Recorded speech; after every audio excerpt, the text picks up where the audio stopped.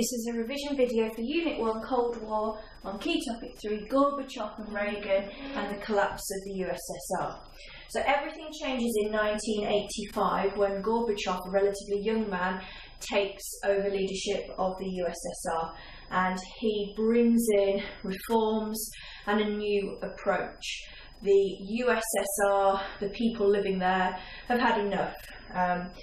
Living standards are falling, they've got huge economic problems, and Gorbachev is a committed communist, but he sees that things need to change.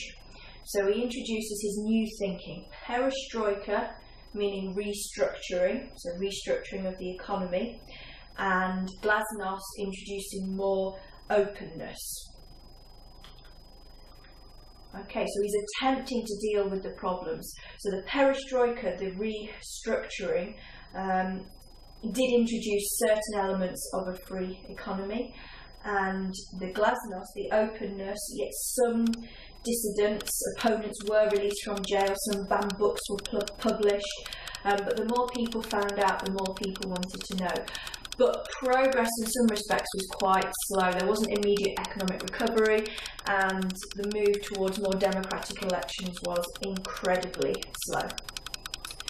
Now, one thing that signalled Gorbachev's change in approach was that he changed the Soviet foreign minister from a, quite a hardliner, a man called Gromko, to a man called Shevardnadze.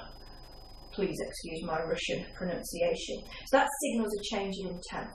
And throughout this time, Gorbachev and Reagan are talking. They have a series of meetings, all to do with limiting arms production.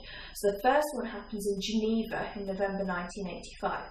There's a face-to-face meeting, but no formal agreements are created. But a personal relationship does begin to develop.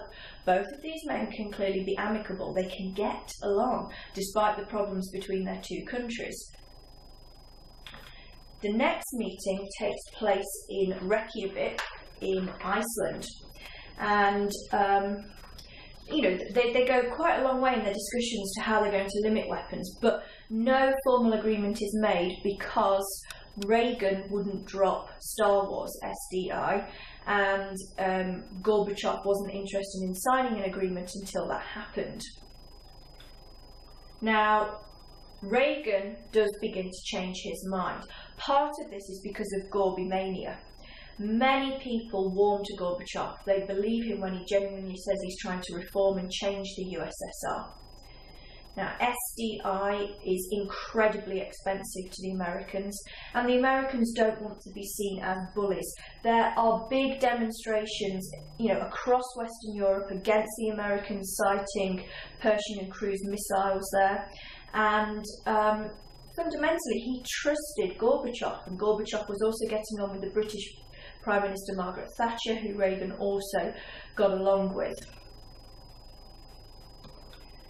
So, in December 1987, a fundamental breakthrough is made when the INF Treaty is signed.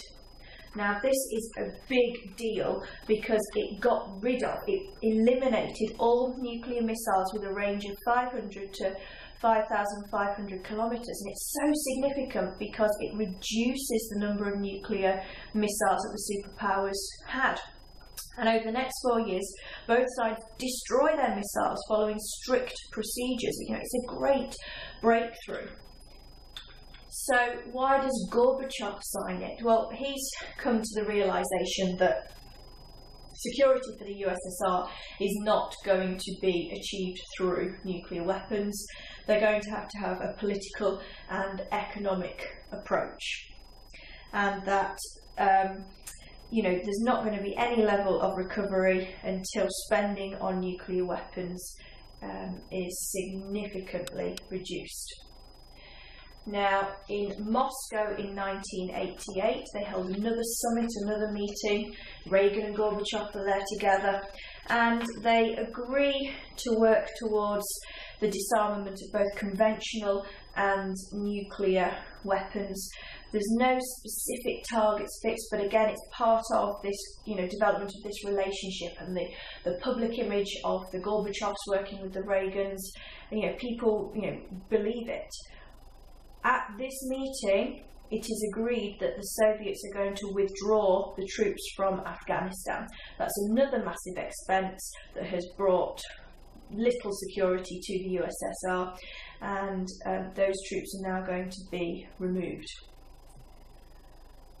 The next meeting is at Malta. There has been a change in American president. There is now President Bush. And this is 1989. And at this summit, this meeting, they begin work on the Conventional Armed Forces in Europe Treaty and the START 1, the Strategic Arms Reduction talks. So again, a lot of talking going on, a lot of discussions. The CFB agreement is signed in 1990, which put limits on conventional armed forces, and the START talks reduced nuclear holdings by a third. Okay, they're going to destroy a third of their nuclear weapons, and this is the agreement that is signed by pens made from scrapped nuclear missiles. So all of these agreements are, are a big deal. They are essentially bringing the Cold War to an end. So why did Reagan move towards conciliation? Okay, first of all, we're using AMEG. It's made up, but it works. The A is the anti-arms race. So many of the American public and the Western European allies were against this arms race. The M is for money. It costs too much money. The Soviets can't afford it, and the Americans don't particularly want to have to pay it either. The E is European hostility towards the US missiles based in Europe, those cruise and Pershing missiles. Gorbimania, Gorbachev is very popular, people believe him and trust him.